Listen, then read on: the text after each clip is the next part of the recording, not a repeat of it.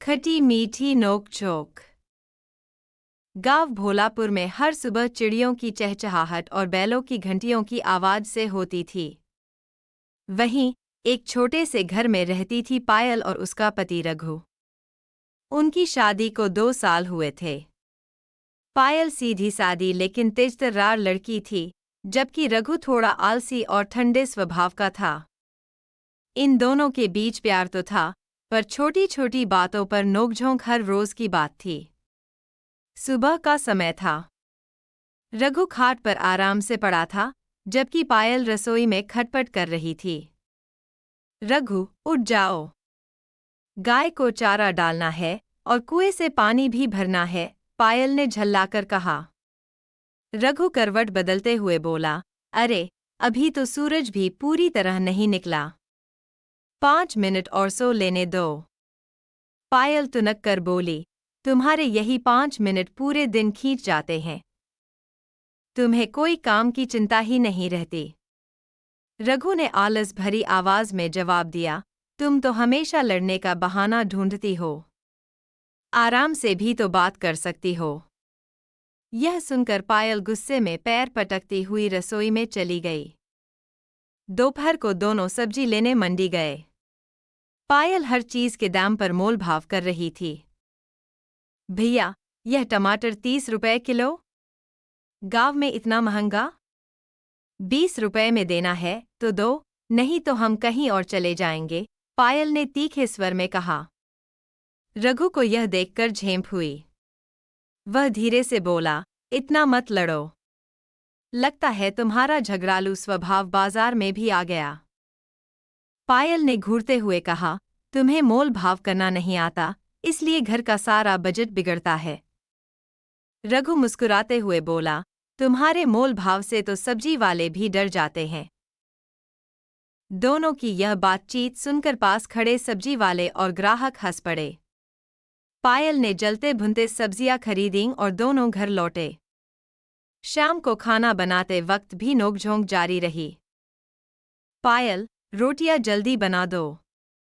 मुझे भूख लगी है, रघु ने रसोई में झांकते हुए कहा। पायल झुंझलाकर बोली, खुद से रोटी सेंकने आ जाओ। सब काम मुझे ही करना है क्या? रघु मजाक में बोला, तुम्हारे हाथ की रोटियों का स्वाद अलग होता है। मैं बना लूंगा तो तुम्हें शिकायत होगी कि गोल नहीं बनी। पायल ने तवे पर रोटी पलटते हुए कहा, बहाने मत बनाओ। कभी कभी मदद कर दिया करो। पति होने का मतलब यह नहीं कि आराम से बैठे रहो। रघु ने हंसते हुए जवाब दिया, ठीक है, अगली बार से मैं रोटियां बनाऊंगा और तुम्हें बैठाकर खिलाऊंगा। दोनों की यह बात सुनकर बाहर खड़ी सावित्री चाची ने मुस्कुराते हुए कहा, तुम दोनों की लड़ाई ही तुम्हारे प्यार की पहचान है। यह नोकझोंक बंद हो गई तो समझना प्यार कम हो गया।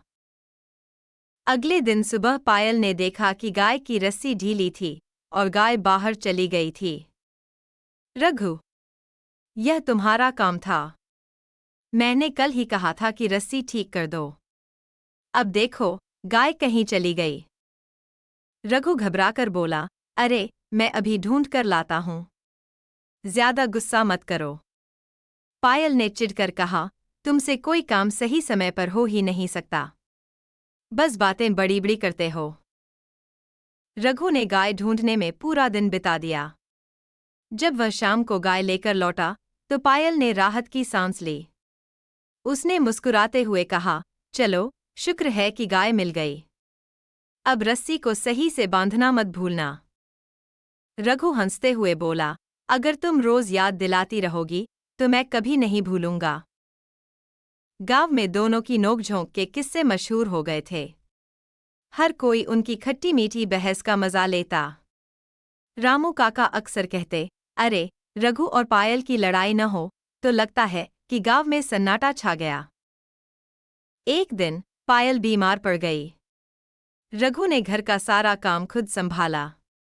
उसने पायल के लिए खाना बनाया, दवा लाई और उसकी खूब देखभाल की।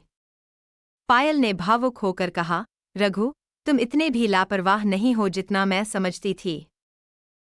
रघु मुस्कुराते हुए बोला, और तुम इतनी भी गुस्सैल नहीं हो जितना मैं समझता था। हमारी नोकझोंक ही हमारे रिश्ते को मजबूत बनाती है। पायल और रघु की यह कहानी बताती है कि पति पत्नी के रिश्ते में खट्टी मीठी नोकझोंक ही प्यार को जिंदा रखती है। चाहे कितने भी झगड़े क्यों न हो, अगर दिल में अपनापन और समझदारी हो तो हर रिश्ता खुशहाल रहता है। Thanks for watching. Subscribe for more videos.